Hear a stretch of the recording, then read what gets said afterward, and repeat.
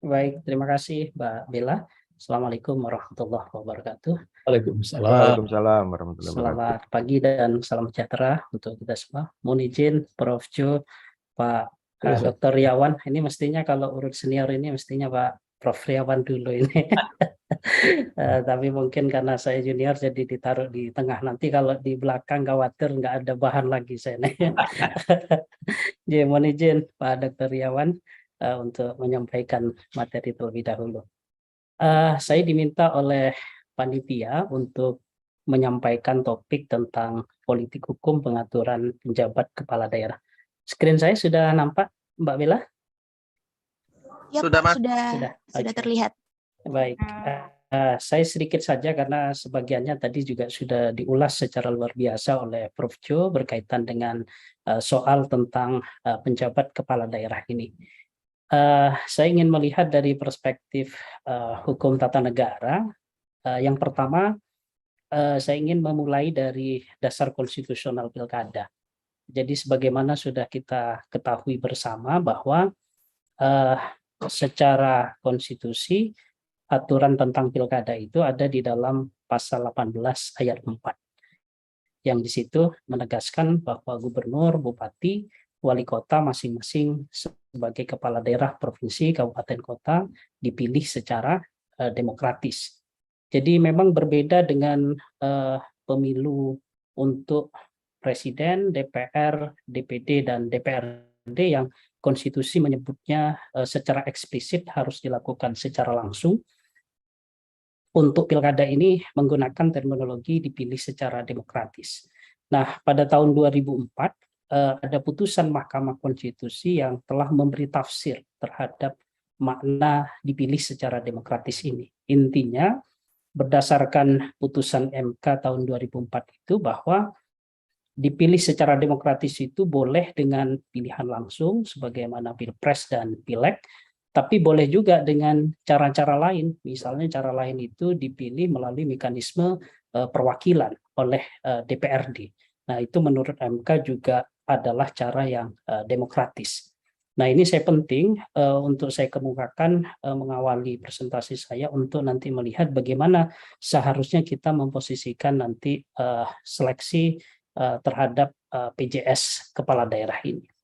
Nah, Bapak Ibu sekalian yang saya hormati, apa sih arti penting pilkada ini? Apakah dia hanya sekedar ritual 5 tahunan atau dia punya arti penting dalam konteks terutama dalam membangun demokratisasi di Indonesia?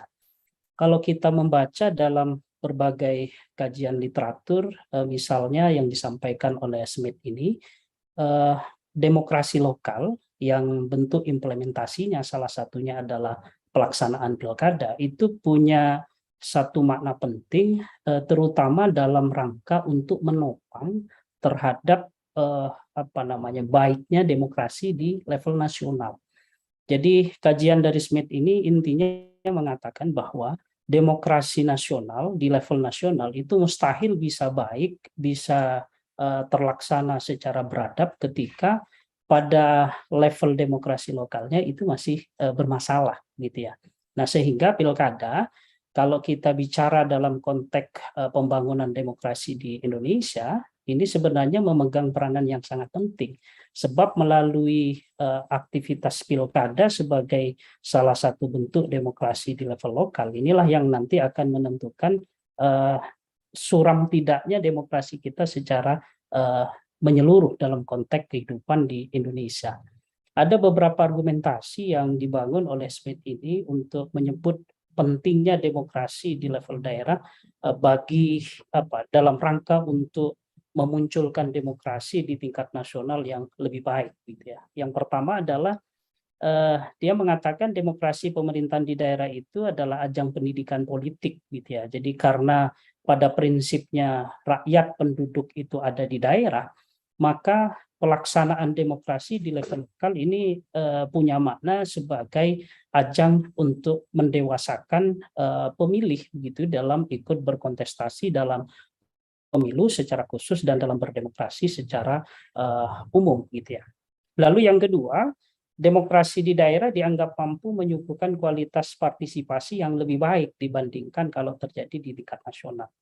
Nah, alasannya sederhana, karena di level lokal, di level daerah itu, para pemilih ini dianggap lebih memahami dan mengetahui para kontestan dan para calon-calon pejabat publik yang akan mereka pilih, sehingga model partisipasinya itu menjadi lebih bermakna ketimbang ketika rakyat ini memilih calon-calon untuk pejabat di level nasional yang sebagian besar itu mereka tidak paham dan tidak dekat gitu ya.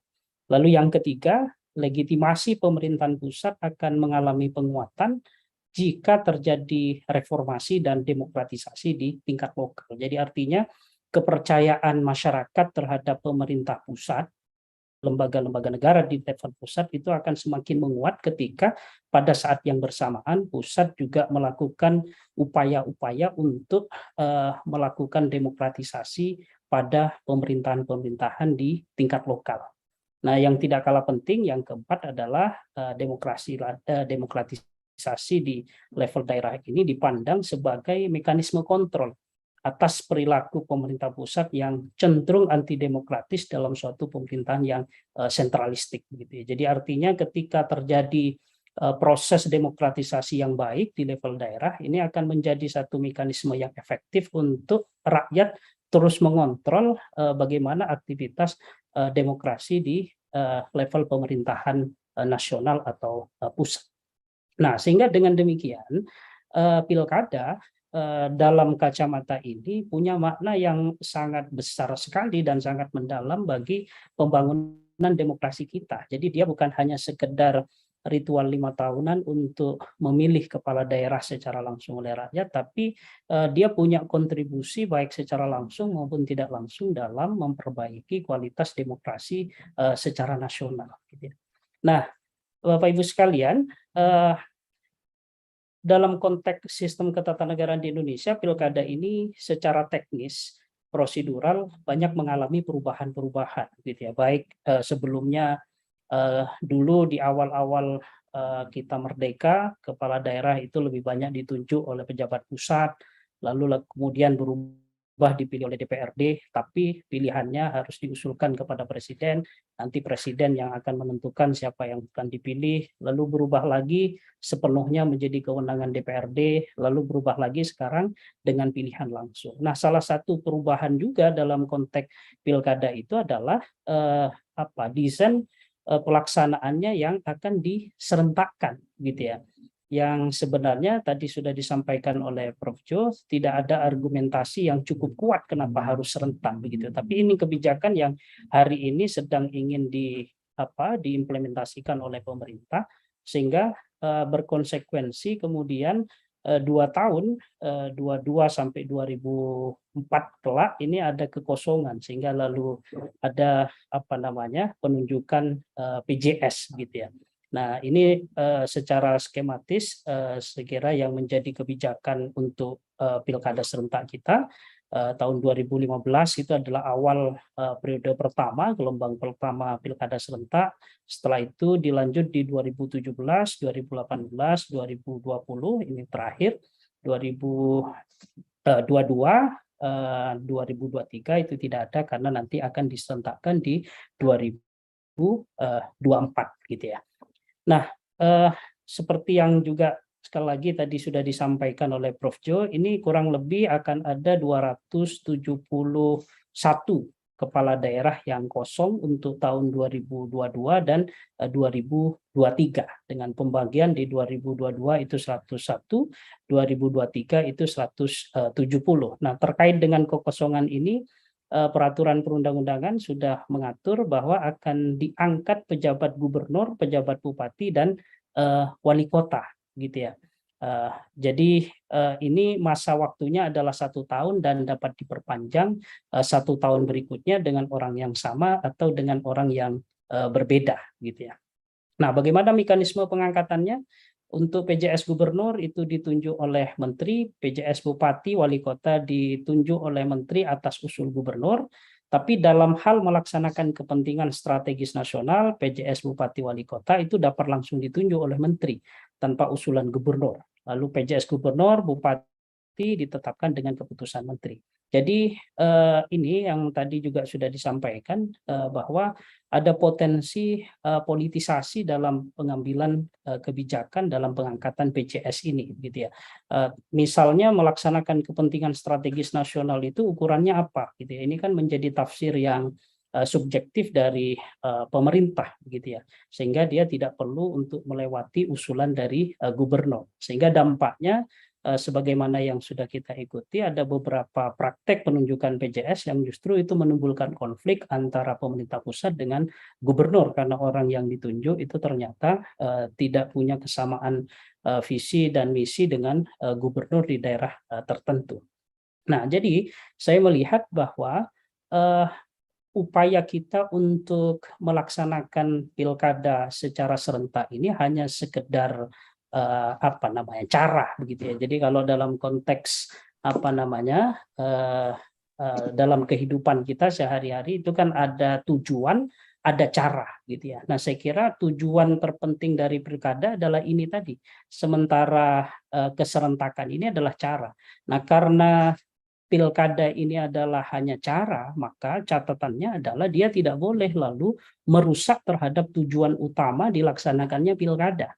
Nah, saya melihat justru yang terjadi sekarang itu adalah sebaliknya. Jadi tujuan penting dan tujuan mulia dari pelaksanaan pilkada sebagai praktek demokratisasi di level lokal itu justru dikalahkan hanya karena kita kepengen agar pilkadanya serentak, gitu ya. Nah, mestinya ada upaya dari pemerintah agar bagaimana soal cara ini tidak merusak dan tidak menabrak terhadap nilai-nilai yang terkandung di dalam pelaksanaan pilkada itu sendiri, yaitu dalam rangka untuk membangun proses demokratisasi yang lebih beradab, gitu ya. Nah, yang saya lihat justru adalah sebaliknya tadi, justru cara ini yang menghancurkan tujuan, sebab pengangkatan dari PJS ini banyak merusak, terutama dalam konteks pembangunan demokrasi di daerah, gitu ya. Nanti kita akan tunjukkan beberapa konsekuensi dari penundaan dan pengangkatan PJS ini kaitannya dengan tujuan tidak terpenuhnya tujuan dari pilkada itu sendiri, gitu ya. Nah, tapi sebelum ke situ kita lihat apa sih sebenarnya yang menjadi keinginan atau latar belakang digulirkannya ide untuk pilkada serentak ini. Kalau kita bicara tentang politik hukumnya, kata Prof. Mahfud, misalnya politik hukum itu adalah garis kebijakan tentang hukum yang akan diberlakukan baik dengan membuat hukum baru maupun dengan mengganti hukum yang lama dan rangka mencapai tujuan negara. Jadi apa sih sebenarnya yang ingin dicapai dari tujuan pembentukan mekanisme pilkada serentak itu? Kalau yang saya baca ya hanya ada 3. Satu, mengefisienkan biaya, mengefisienkan waktu, dan meminimalkan kemungkinan konflik. Nah, apakah ini adalah suatu hal yang penting sehingga kemudian kita perlu menyerentakkan pilkada dan menunda pelaksanaan pilkada dan membentuk PJS tadi, begitu ya, dalam rangka mencapai efisiensi biaya, waktu, dan meminimalkan konflik? Nah, tentu kita akan lihat apakah tujuan-tujuan ini bisa tercapai. Tapi setidaknya kita bisa belajar dari pileg dan pilpres serentak, begitu ya. Bapak Ibu sekalian yang saya hormati, kalau kita belajar dari keserentakan pileg dan pilpres kemarin, yang pertama yang bisa kita lihat adalah putusan MK ketika mengamanatkan pileg dan pilpres itu serentak, itu jelas dasar konstitusionalnya. Dia merujuk kepada ketentuan pasal 22E ayat 2 dalam konstitusi kita. Di situ diatur bahwa pemilu itu diselenggarakan untuk memilih anggota DPR, DPD, DPRD, dan presiden wakil presiden. Sehingga menurut MK, berdasarkan original intent pembentuk Undang-Undang Dasar atau pelaku amandemen Undang-Undang Dasar, dulu pengennya adalah pilpres dan pileg itu adalah serentak, begitu. Sehingga kalau sebelumnya pileg dan pilpres itu terpisah, itu dianggap tidak sesuai dengan ketentuan pasal 22E ini. Nah, sehingga dari aspek dasar konstitusional, pileg dan pilpres itu jelas. Nah, pertanyaannya untuk pilkada, ada nggak amanat konstitusional yang mengharuskan pilkada itu serentak. Kita lihat yang nggak ada, gitu ya. Jadi sehingga secara dasar konstitusional sebenarnya DPR itu tidak memiliki basis dasar konstitusi yang jelas untuk menyerentakkan pilkada serentak, gitu. Nah, padahal implikasinya tadi dengan keserentakan tadi menyebabkan beberapa daerah mengalami kekosongan dan diangkat PJS yang pengangkatannya ini justru bermasalah. Nah, itu satu. Dari dasar konstitusionalnya saya melihat tidak ada perintah konstitusi bahwa pilkada itu harus dengan serentak. Sehingga sebenarnya dari segi urgensi secara konstitusionalitas itu tidak ada. Itu beda dengan pileg dan pilpres. Itu satu. Yang kedua, dulu pileg dan pilpres itu diselenggarakan dengan maksud beberapa hal. Satu, agar terjadi yang disebut dengan kotel efek itu. Jadi diharapkan antara masyarakat yang memilih presiden dengan yang memilih calon di DPR itu dari partai yang sama, sehingga antara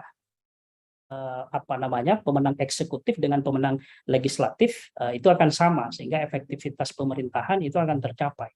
Ternyata hasil evaluasinya kan tidak jalan itu, bahwa memang betul PDI misalnya tetap nomor 1 untuk pileknya dan sekaligus calon presidennya terpilih, tapi kan suaranya PDI tidak cukup signifikan untuk mengefektifkan pemerintahan, sehingga mau tahu tidak mau tetap harus dengan koalisi. Sehingga pada aspek tujuan untuk terjadinya keselarasan pemilih antara pilpres dan pileg itu dalam konteks pemilu serentak kemarin itu tidak tercapai. Lalu yang kedua, penyederhanaan parpol ini juga tidak tercapai. Memang parpolnya berkurang satu, tapi soal penyederhanaan parpol itu tidak semata-mata bicara tentang sedikit banyaknya jumlah parpol, tapi yang terpenting adalah persebaran suaranya. Jadi ketika jumlah parpol di parlemen itu banyak dan persebaran suaranya juga hampir relatif merata, maka ini lalu kemudian tidak terjadi yang kita harapkan untuk penyederhanaan parpol. Penyederhanaan parpol ini akan berhasil kalau misalnya parpol-parpol tertentu, terutama pengusung calon presiden yang berhasil itu mendulang suara yang cukup signifikan, gitu ya, dalam arti menguasai 50% plus 1 di parlemen. Nah, ini pun juga tidak terjadi. Lalu yang ketiga, efisiensi biaya misalnya, itu juga menjadi pertimbangan. Ternyata ya tidak efisien juga, karena pemilu serentak kemarin itu menghasilkan anggaran 24,8 triliun, sementara pemilu sebelumnya itu 24,1. Jadi justru ada kenaikan. Padahal dulu digembor-gemborkan ini bisa menghemat triliunan rupiah, gitu ya. Jadi tujuan itu tidak tercapai. Yang terjadi justru misalnya adalah banyak petugas yang kelelahan dan kemudian meninggal akibat dari kinerja yang sangat melelahkan dan terforsir. Nah, termasuk efek negatif dari pileg dan pilpres serentak itu ternyata fokus pemilih itu lebih banyak kepada pilpresnya. Sementara pemilu legislatifnya tidak banyak orang berpikir. Ini kajian dari Perludem misalnya, gitu ya. Nah, padahal dalam konteks negara kita, baik antara legislatif maupun eksekutif itu mestinya sama-sama penting dan harus kita anggap penting, begitu ya. Tapi justru dengan pemilu serentak kemarin, rakyat menganggap lebih penting pilpresnya. Legislatifnya siapapun terpilih itu nggak jadi penting. Yang penting presidennya calon yang digadang-gadang itu menang, gitu. Soal nanti siapa yang jadi DPR-nya itu terserah, kira-kira begitu. Nah, saya kira dari belajar dari pengalaman pileg dan pilpres serentak ini, kesimpulan kita adalah apa yang dulu ingin dituju itu nggak berhasil, gitu. Bahkan ini justru menimbulkan problem-problem baru. Nah, oleh karenanya pertanyaan kita kemudian adalah, betulkah pilkada dengan tujuan-tujuan tadi menghemat biaya, mengefisienkan waktu, meminimalkan konflik, itu juga akan terjadi. Nah, ini pertanyaan penting sebab penundaan ini sekali lagi telah mengorbankan prinsip dasar dari tujuan dilaksanakannya pemilu kada itu sendiri, yaitu dalam rangka untuk pendidikan politik, pendidikan demokratisasi masyarakat di level daerah. Jadi kalau pada akhirnya tujuan dari pilkada serentak itu tidak tercapai, maka ini tentu sangat disayangkan sekali, karena kita sudah banyak mengorbankan hal-hal prinsip dalam konteks ketatanegaraan kita, gitu ya. Nah, apa implikasinya terkait dengan penundaan yang berakibat harus diangkatnya PJS tadi? Sebagian tadi sudah disampaikan oleh Prof. Jo. Satu, jelas ini menghilangkan daulat rakyat, gitu ya. Jadi rakyat yang secara berdasarkan konstitusi punya hak untuk menentukan secara langsung terhadap kepala daerahnya, ini lalu kemudian tidak terjadi. Lalu yang kedua, pencalonan tidak dari parpol. Nah, ini kan kalau kita melihat dalam perspektif demokrasi, pejabat-pejabat negara yang harus dipilih melalui mekanisme pemilihan langsung itu ya calonnya harus dari parpol. Jadi parpol itu punya apa namanya punya hak pencalonan yang tidak dimiliki oleh siapapun. Makanya dalam konteks negara demokrasi, bedanya parpol dengan organisasi lainnya itu ada pada aspek dia punya kewenangan untuk mencalonkan apa namanya pejabat publik atau tidak. Jadi pencalonan pejabat publik yang harus dipilih oleh rakyat itu adalah monopoli dari parpol. Nah, ini menurut saya pelanggaran terhadap asas ini gitu ya. Jadi calon yang seharusnya untuk jabatan publik yang mekanismenya dipilih langsung oleh rakyat dari parpol, tapi ini justru datang dari eksekutif pemerintah gitu ya, tidak transparan. Lalu kemudian tadi PJS berstatus Polri dan TNI aktif. Nah, jadi padahal sistem ketatanegaraan kita sudah berubah sejak era reformasi. Kita menginginkan agar tidak ada lagi dui fungsi ABRI begitu ya, dui fungsi TNI Polri. Kenapa itu harus dilakukan? Karena memang prinsip-prinsip dasar pengelolaan birokrasi sipil itu kan beda dengan pengelolaan birokrasi militer. Salah satu aspek penting misalnya bisa saya kasih contoh adalah dalam prinsip birokrasi sipil itu bawahan dengan atasan dalam apa namanya berbagai hal kebijakan gitu ya, itu harus didiskusikan, harus dimusyawarahkan, bahkan pengambilan kebijakan-kebijakan dalam konteks birokrasi sipil harus melibatkan partisipasi masyarakat. Nah, dalam tradisi militer kan tidak begitu. Dalam tradisi militer itu sifatnya adalah top down, dia instruksional gitu ya. Nah, sehingga pertanyaannya adalah apakah pejabat-pejabat militer yang mengisi jabatan-jabatan publik gitu, jabatan-jabatan organisasi sipil demokrasi ini nanti akan bisa berubah sikap dan berubah pola dengan cara-cara demokratis tadi, atau dia akan membawa tabiat awal di birokrasi militernya untuk kemudian dibawa ke birokrasi sipil. Nah, ini tentu sangat membahayakan sekali terhadap proses demokratisasi. Jangan-jangan nanti beberapa pejabat yang berasal dari kalangan militer ini akan apa namanya menerapkan apa yang menjadi tradisi di dinas kemiliterannya, sehingga di situ tidak terjadi dialog, tidak terjadi partisipasi dan lain sebagainya. Nah, termasuk juga politisasi. Nah, ini saya setuju dengan Prof. Jo tadi bahwa ini kan sebenarnya ada satu kecurigaan, jangan-jangan pemerintah mengosongkan pilkada 2022 dan 2023 gitu ya. Ini untuk menjegal calon-calon tertentu yang potensial ini akan menjadi calon presiden di masa yang akan datang gitu ya. Nah, yang kedua, PJS kepala daerah ini kan bisa dimobilisasi untuk hanya memenangkan partai-partai tertentu.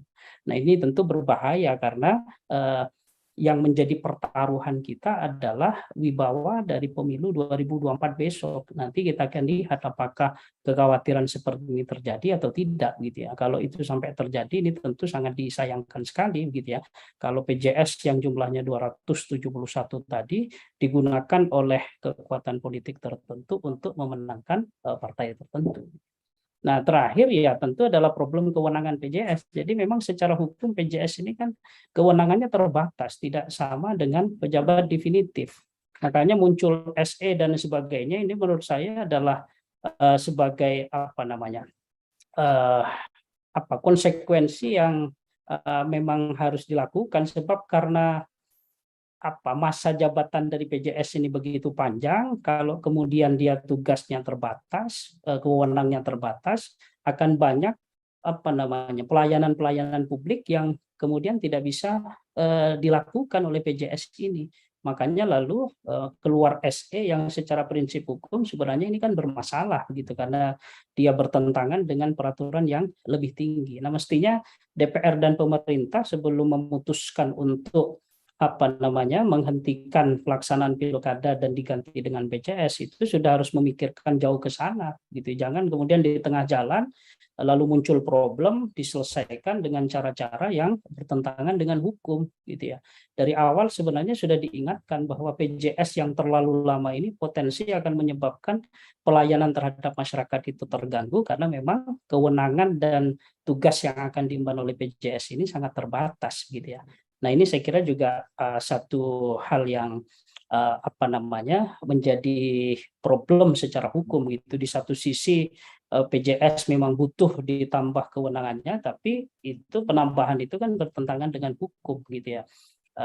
Jadi ini adalah problem-problem yang menurut saya sangat serius sekali. Jangan sampai justru karena kita keinginannya adalah membuat serentak, tapi tujuan-tujuan substantifnya itu yang kemudian ditabrak begitu ya. Tujuan substantifnya ini diabaikan dari adanya pilkada itu sendiri. Nah, bagaimana seharusnya? Rekomendasi saya sebenarnya begini. Kalau kita bicara tentang jabatan negara itu kan ada dua ya, secara garis besar. Satu adalah jabatan profesional, yang ini adalah pejabat-pejabat yang harus independen dari intervensi politik. Lalu yang kedua adalah jabatan politik yang mekanismenya itu dipilih oleh rakyat secara langsung atau melalui lembaga perwakilan. Nah, dari awal tadi saya katakan bahwa jabatan kepala daerah ini kan esensinya adalah jabatan politik yang dia membutuhkan persetujuan rakyat, atau setidak-tidaknya adalah persetujuan para wakil rakyat. Kenapa tidak misalnya kemarin ketika kita memutuskan untuk tidak ada pilkada gitu ya, lalu kemudian diangkat PJS, kenapa tidak PJS-nya dilakukan melalui mekanisme fit and proper test di DPR, di DPRD gitu ya. Jadi yang mengusulkan itu adalah partai-partai yang punya kursi di DPRD, nanti mereka yang akan memilih, sehingga ini menurut saya akan menjadi lebih elegan dan sesuai dengan kedudukan dan fungsi kepala daerah itu sendiri, dia sebagai jabatan politik gitu. Nah, ini kan kemudian kebalik, jadi jabatan politik tapi diganti atau diisi oleh jabatan-jabatan yang sifatnya profesional. Padahal kepala daerah itu nanti akan bersinggungan dengan DPRD begitu ya, kerja-kerjanya yang DPRD ini sifatnya adalah politis. Jadi kalau kemudian ada PJS tertentu yang secara politik itu tidak didukung oleh mayoritas di DPRD setempat, ini menurut saya juga menjadi problem, karena sebagian dari kewenangan kepala daerah itu mau tidak mau harus mendapatkan konfirmasi atau persetujuan dari DPRD gitu ya.